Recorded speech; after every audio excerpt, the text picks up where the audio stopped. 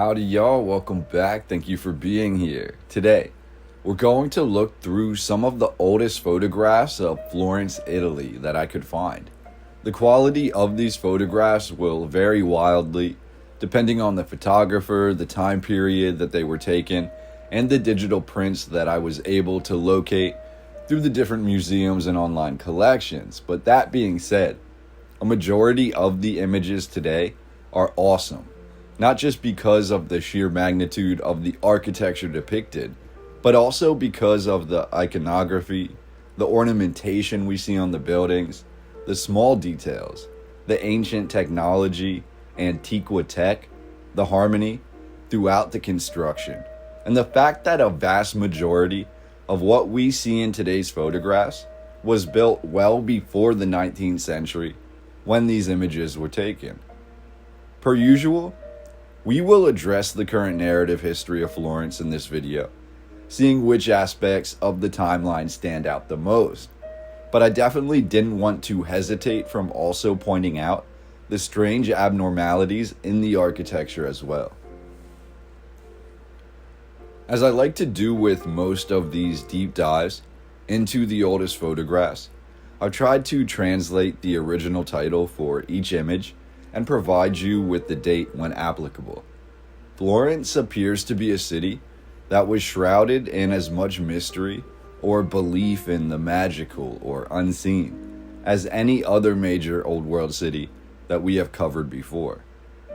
We will see things such as werewolves depicted frequently, as well as other serpent-like creatures with the heads of men.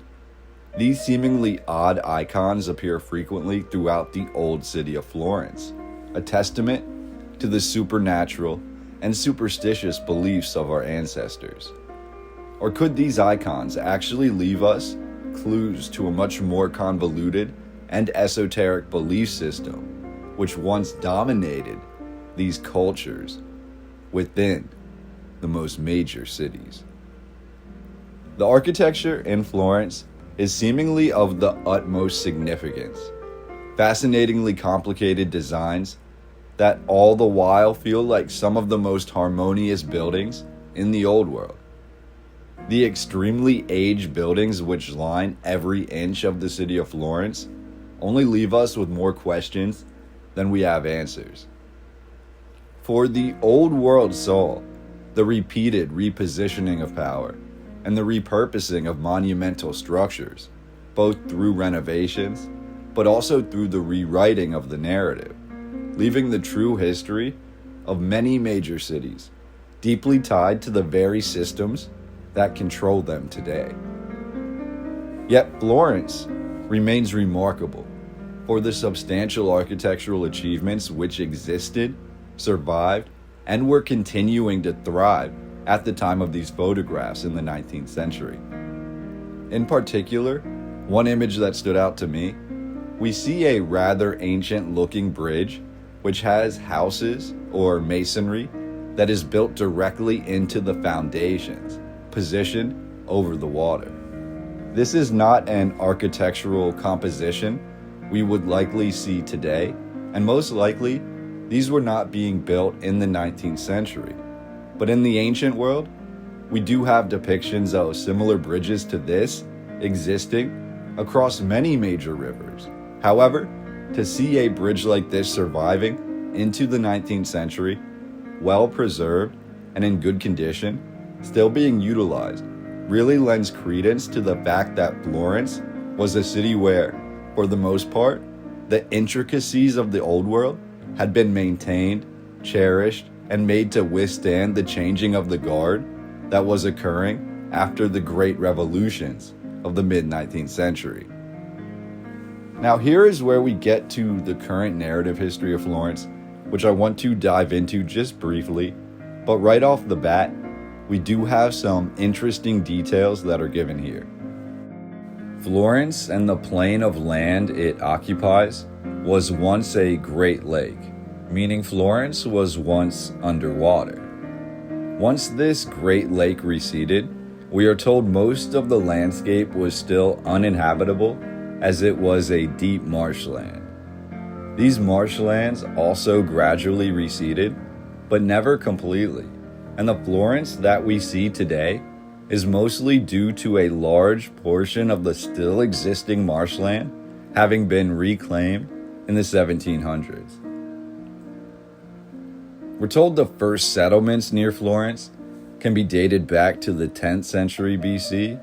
However, the first permanent occupation of the land came by the way of the Etruscans in the 7th century BC.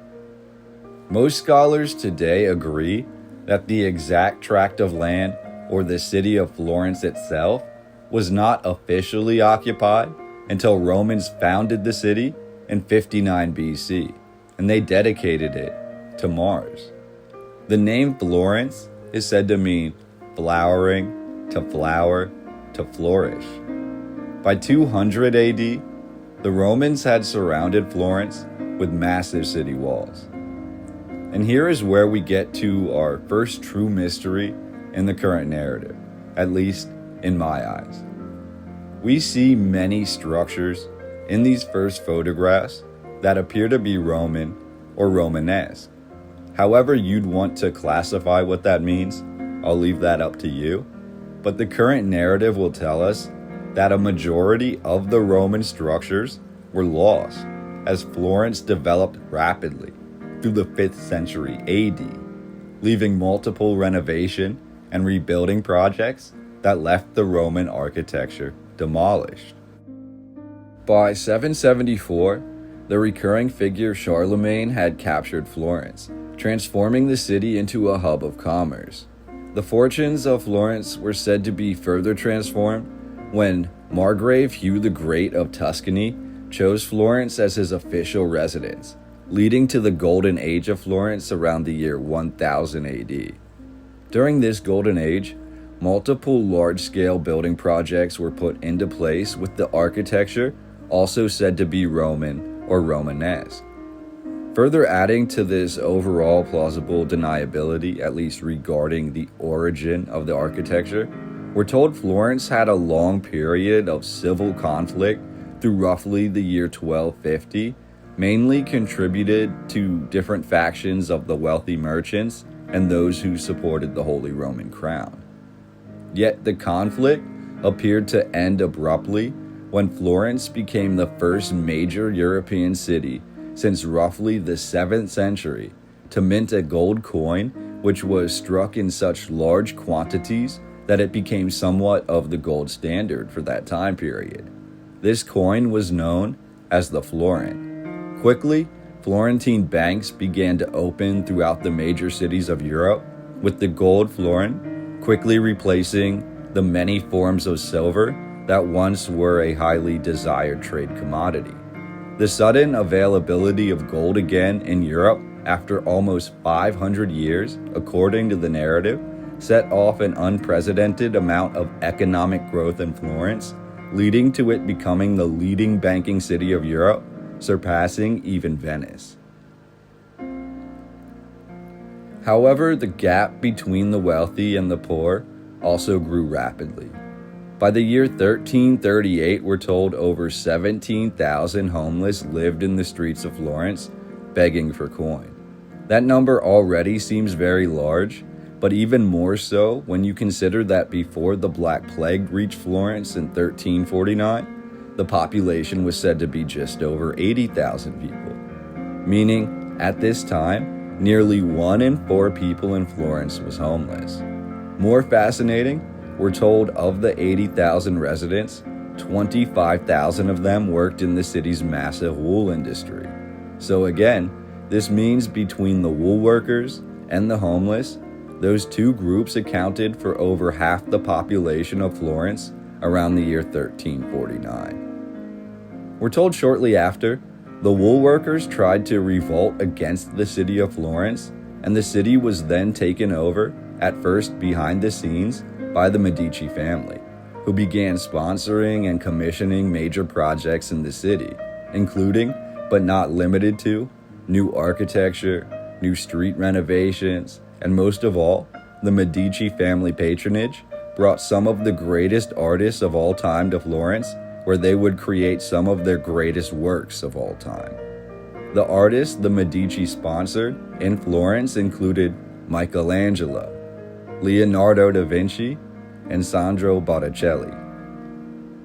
The Florence Renaissance thrived locally from about 1434 until roughly 1534. It halted amid social, moral, and political upheaval, yet by then, the inspiration that it had created had already set the rest of Western Europe ablaze, and many scholars believe the European Renaissance can be traced back to Florence.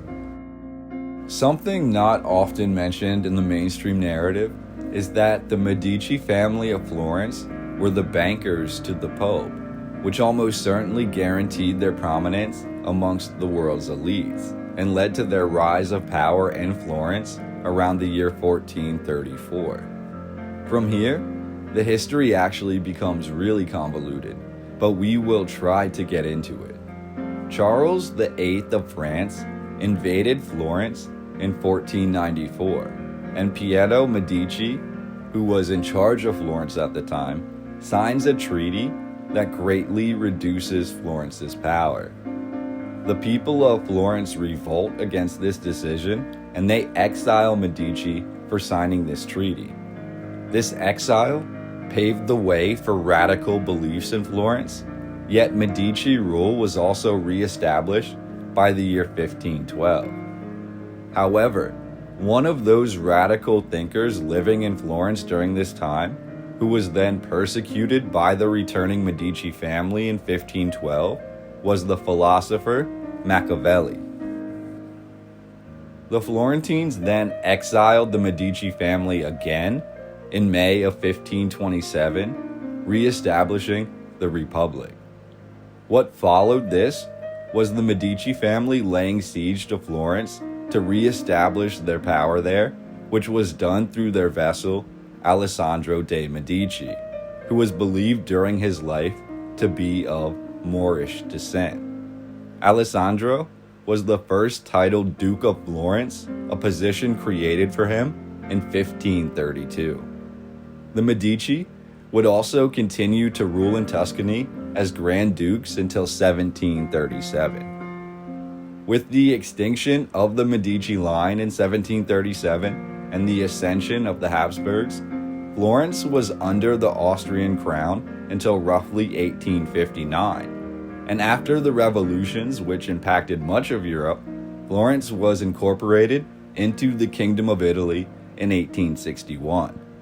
We're told Florence replaced Turin as Italy's capital in 1865, and one of the first things done to, quote, modernize the city was to tear down the oldest parts of the city of Florence, including the old market and most of the medieval houses, which were pulled down and replaced by a, quote, modern street plan. What we see in the photographs of Florence today is what was happening before, during, and after this process of massive renovation. In the 19th century, the population of Florence doubled to over 230,000 people, and in the 20th century, it reached over 450,000 people. Yet even with all of the new grandeur that surrounds the modern city, I can't help but feel like we're missing what Florence truly has hidden below the surface, buried deep beneath layers of history and injustice.